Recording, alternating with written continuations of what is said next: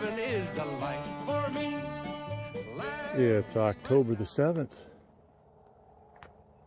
and there are a lot of signs of spring going on here at the farm. And you can see trees are starting to color.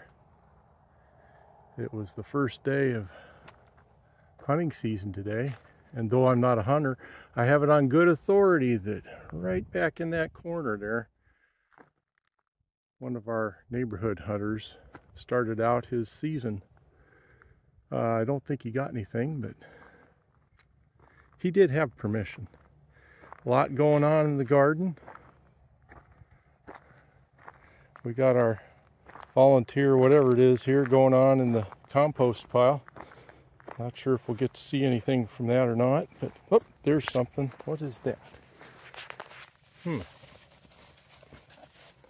Little and round, and I don't know. Some sort of squash or melon.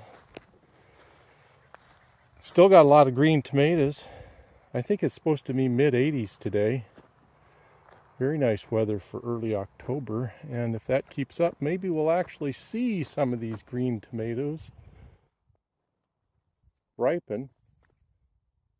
And given that hunting season started, maybe we'll see some of the predators, tomato predators, might be kept at bay.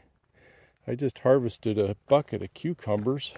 They're cranking along, and a bucket of green beans.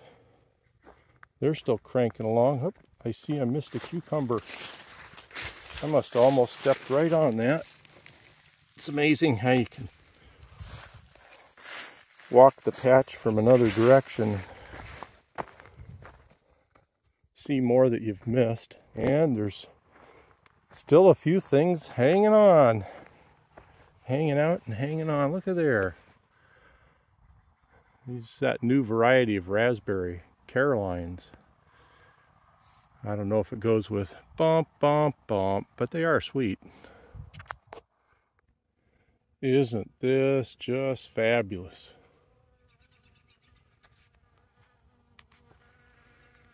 I'm out here on about the, what is it, 7th bucket of the day.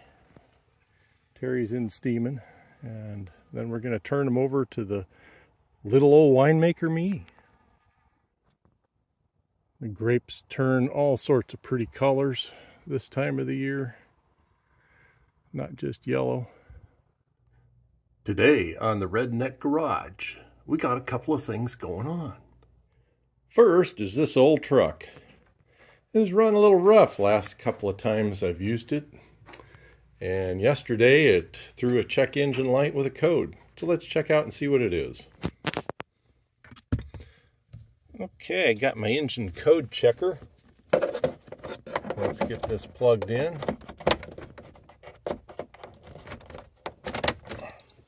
Now we turn the key on to the on position, but don't start the truck. Thank you.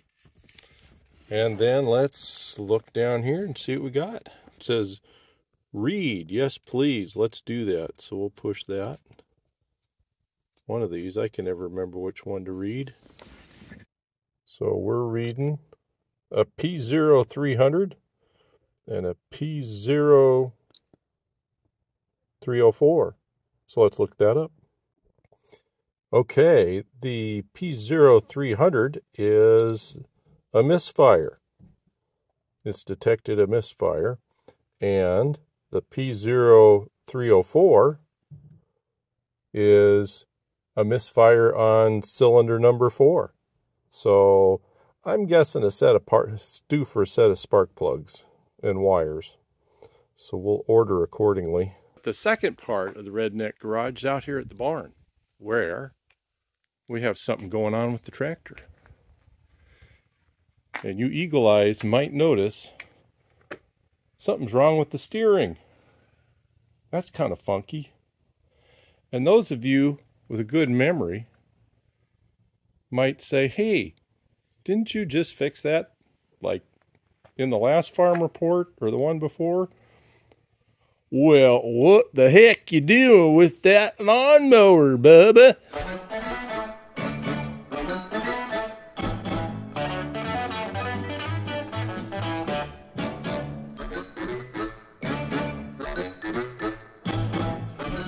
thing is, Bubba, it's got an awfully touchy clutch on there, and it tends to lurch forward pretty fast sometimes, a little faster than I want. Takes a little bit of weight off the front end, and the steering goes soft for a minute, and can kind of tend to go where it wants until it settles down, and it essentially pops a little wheelie. Anyway, I was pulling it out of its parking spot and hit this post. It's one of those when a unstoppable force meets a immovable object type things. So here we are fixing it again. Welcome to the loft of the barn, where resides a little help for this job.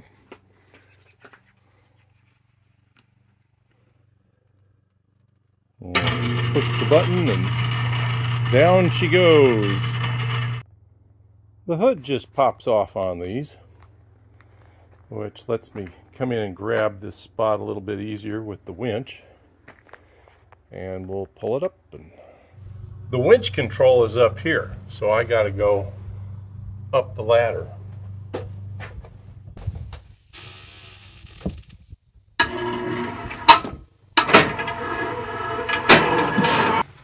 So first we take off the cotter pin down here.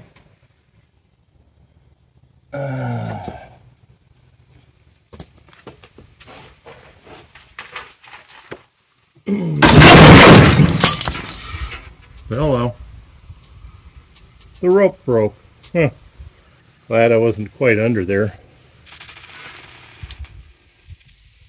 Okay. I did mention this is the Redneck Garage, right? That's where the winch was attached. I guess it's getting a little old.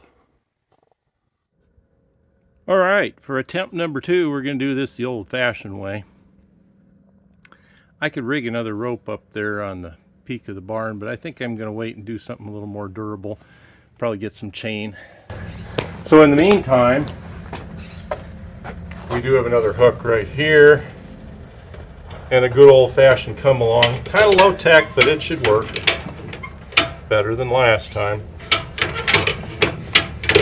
That's what the tractor says, too. Hopefully it's better than last time. What is it you're doing with that poor old tractor, Bubba?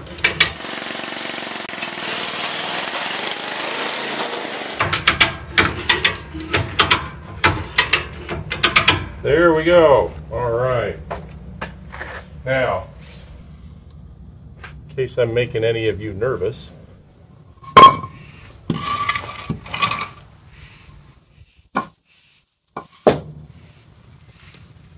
oh yeah, just where I love to be. I know what you're saying. You're saying I'm laying down on the job, right? Okay, there's one side. I used to like doing this a lot better. About 30 years ago. That puppy is bent so bad this time, it's going to have a hard time getting out of there. There we go. Got one side. Got the other side. Now, that is supposed to be straight. Let's go see what we can do about that. Okay, let's see what we can do to straighten this out. I sort of suspect that the more this happens, the weaker this becomes, and someday this is just going to break entirely. I'm hoping this isn't that day. So I'll just lay this on here flat and start pounding away. Sorry about the noise.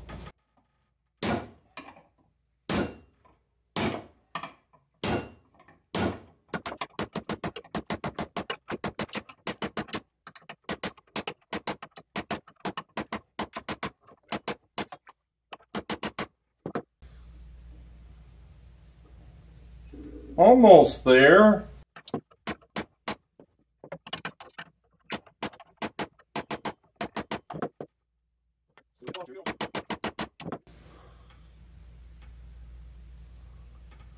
Well, I don't suppose it's got to be perfect. This is the Redneck Garage.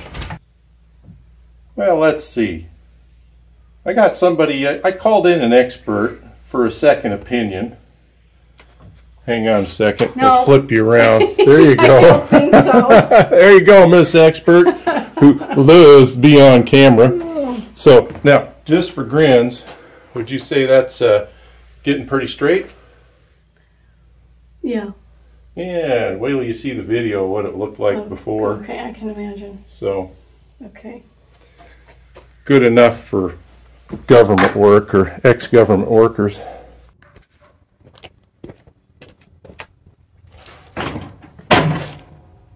Well, let's see if we can get this put back together. Ooh, that'd be like one of them zero-turn mowers, right? There you go.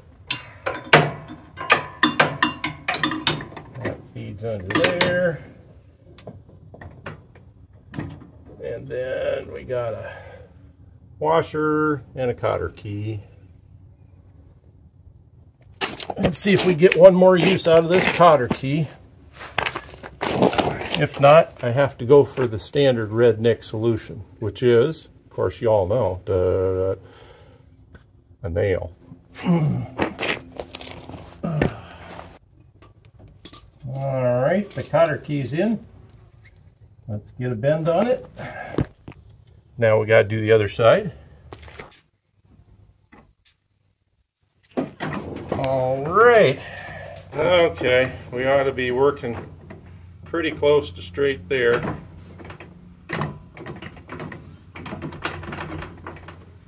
Good as it was before anyway. All right, so let's let her down.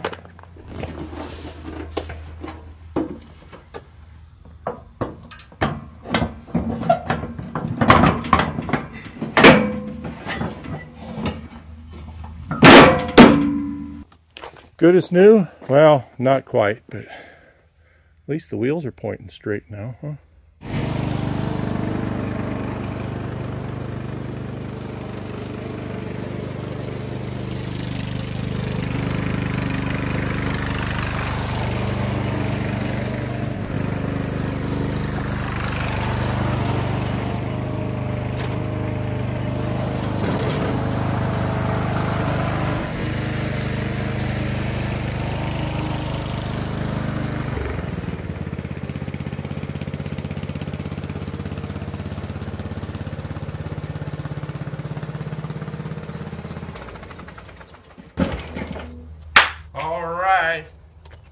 Another success in the Redneck Garage.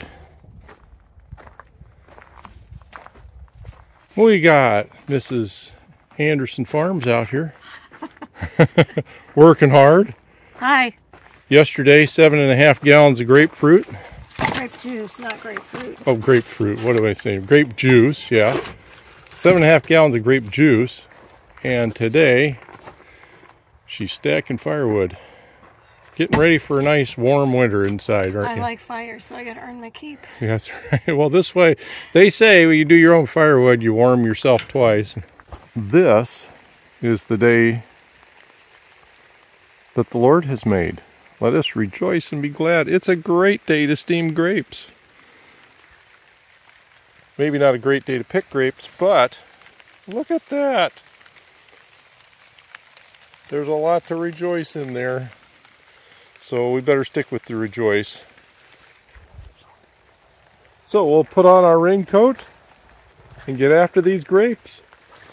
There's the last of 6 buckets going in, so that ought to fill a wine carboy plus some extra jars of juice to boot. And we still got the daily windfall chores to do, even in the rain. By the way, when they say waterproof boots at the store, yesterday we pulled off 6 buckets of Concords, which is now partly fermenting and partly in juice. And today we're going to pull down these Niagaras, which for my money taste a lot like a white version of a Concord. Then there's our 6 buckets. And mostly we just picked over on this side. But the Lord has been good to us, I'll tell you. So much so that I think we busted a middle wire on the trellis here, probably from the weight. You can see what's still down here, hanging down toward the ground. Very good year. Nice little planter barrel, huh?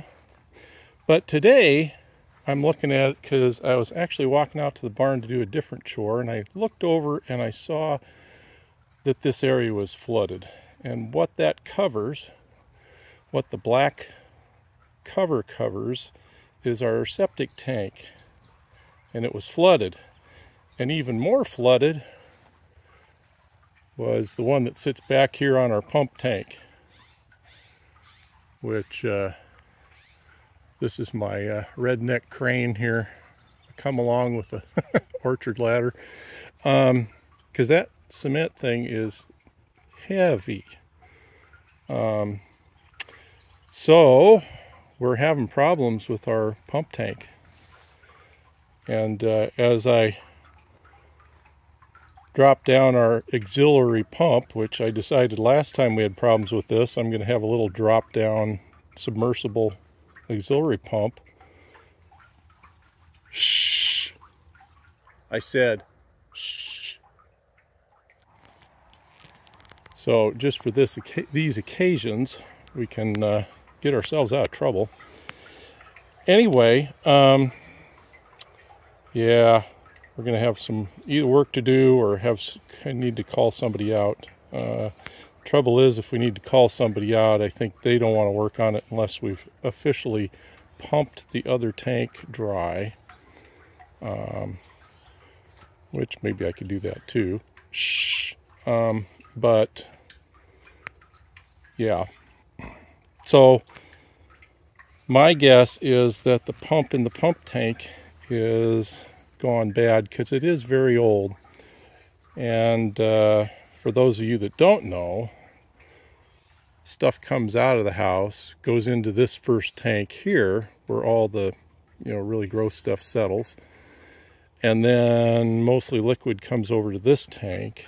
And then because the county wouldn't approve a septic field out back of the house here, they approved one way up there, just on this side of those big fir trees there. It has to be pumped way uphill up there, and it's not a small hill. I mean, that's from here to there, I'm guessing it rises probably 20 or 25 feet, so it takes a fairly beefy pump in there to do it. So when we got to change it out, it's not a cheap thing. And I think the last time this was changed out might have been in the early 1990s. So we've known it's kind of living on a prayer. We are making some progress. I work in the sewer, it's a very hard job. And we're exposing the top of the pump down there. Almost got it down. Oh, there's the float for the pump. That's what went out last time, 3 years ago. We just had that float replaced. Well, just 3 years ago. That's this little thing here. And I watched the guy. You don't actually have to crawl down in there. There's kind of a little ledge about 2 feet below the actual lid. So there's this little collar that goes down. And I think with a properly cut plank or two across there, it'd make a good stand-on work surface. And then you just take this union apart right here and lift it up by it's kind of an L shape of plumbing that goes, oh, there's that P word, that goes over and down to the pump.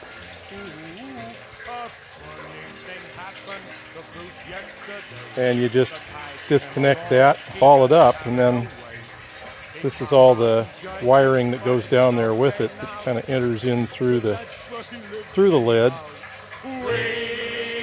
for the electric portion. So we'll see. I'm deciding now whether I should tackle this myself or call in the pros. Yeah, they're everywhere. They're everywhere. They're taking over our kitchen. Here's the little old winemaker's update in order of chronological order. This started us off. We call it a blush. And I drew some out today. Did a gravity reading. So that's what that's looking like. It's still pretty early. It's been about 10 days is all. But this is this one is ready to get into secondary fermentation bottles. This is a white grape blend, and we tried that today too, and it's getting close for secondary fermentation. It's still doing a little bit of its thing, and you can see every once in a while there's a bubble in the airlock coming out.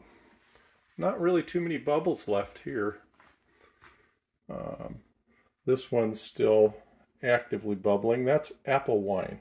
Haven't tasted that yet. And this is a red grape blend. This is Concord, which is very early on. Haven't even put the airlock on yet. Still waiting for that bubble over stage. And this is, we just started fermenting today. This is a Niagara grape. And just a couple hours after our last video, the Concord erupted. This is kind of like the middle school volcano science project, only better, I think. Ultimately, I think we'll enjoy cleaning this one up a lot more than we did in middle school. All right, I think we all know what that means. Wish me luck. If I'm not out in 2 hours, send out the National Guard. Working the hose and all in my pump. Just call us when you can't take a dump. Call your septic tank Smells sweet man. down here. Hey, call your septic tank man. When it's all backed up and you can't use a can, call your septic tank man. Let's loosen it up. What is?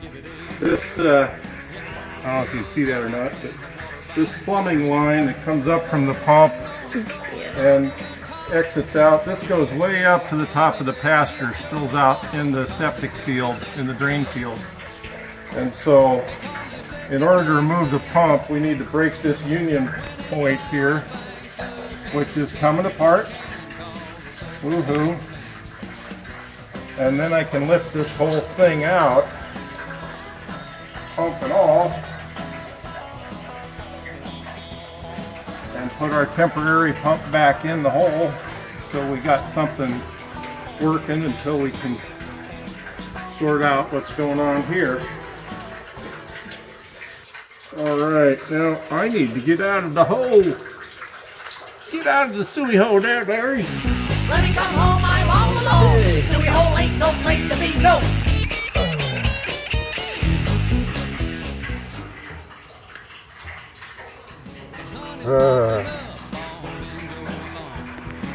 And would you believe it's all for you, my love? We're number one in a number two world. Call your This is a heavy booger, so we are doing a come along to get it out of the hole, and I got my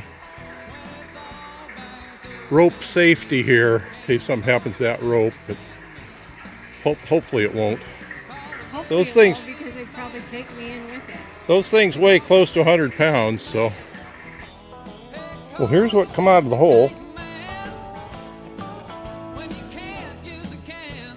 And so the pump pumps up to that elbow, and then it goes straight out the side of the tank, and then it goes up the hill.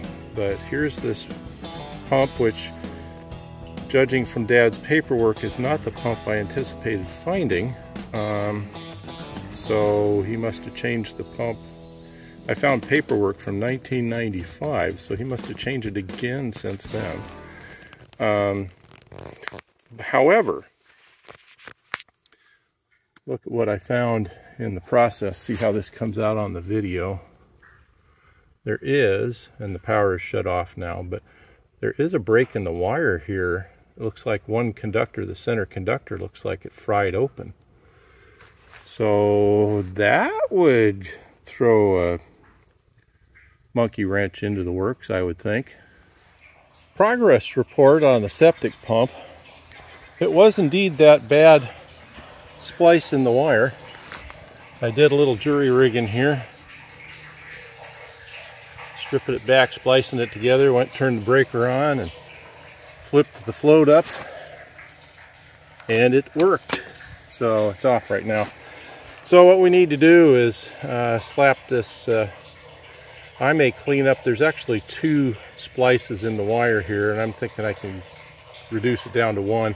Clean that up, put some shrink wrap around it for, you know, weatherproofing hopefully, and get it back put together, get the pump back down in the hole, get it working again. We have the pump tank all put back together. Got our wires spliced and waterproofed, and got the pump back in, got it connected up, flipped it on, working good. So woohoo, hopefully may it last another, I don't know, 50 years. Haha, we'll see about that. Hopefully it'll last a long time now. At least the electrical connection will. And then we got our little life-saving auxiliary pump here, or just our little portable pump with the float on it that allowed us to really continue to function without blinking an eye for half a week anyway, almost a week. And so I'm just going to clean it out now. Let's see how long it takes to empty out 5 gallons of water. Away we go.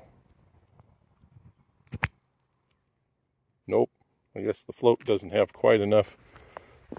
Let's pull that float up just a little bit. There we go. Zip!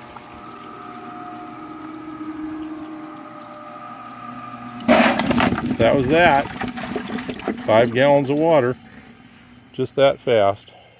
Time for an update from the little old winemaker me. So what we got going so far, we got a blush grape going on over here. And that's our oldest vintage now at probably 2.5 weeks old. These are all about to go down into the basement, but we're just doing some finishing touches before they go. And then we got just brought over from the Carboys yesterday. We have both the white grape here, it's a white blend, putting together a lot of our white grapes. And then we have a red blend over here. Again, variety of different red grapes that are out there. Still in primary fermentation over here in these Carboys, and you can see them bubbling away. Blip, blip, blip. Blip, blip. We have apple and Concord grape and Niagara grape. And so those are still cranking away on there. You can see how active the fermentation is there on those bottles compared to these that are in secondary fermentation. You get an occasional bubble, but not very frequent. And you can tell from the little bit of foam at the top of the airlocks that it's still cooking away in there, but at a much slower pace.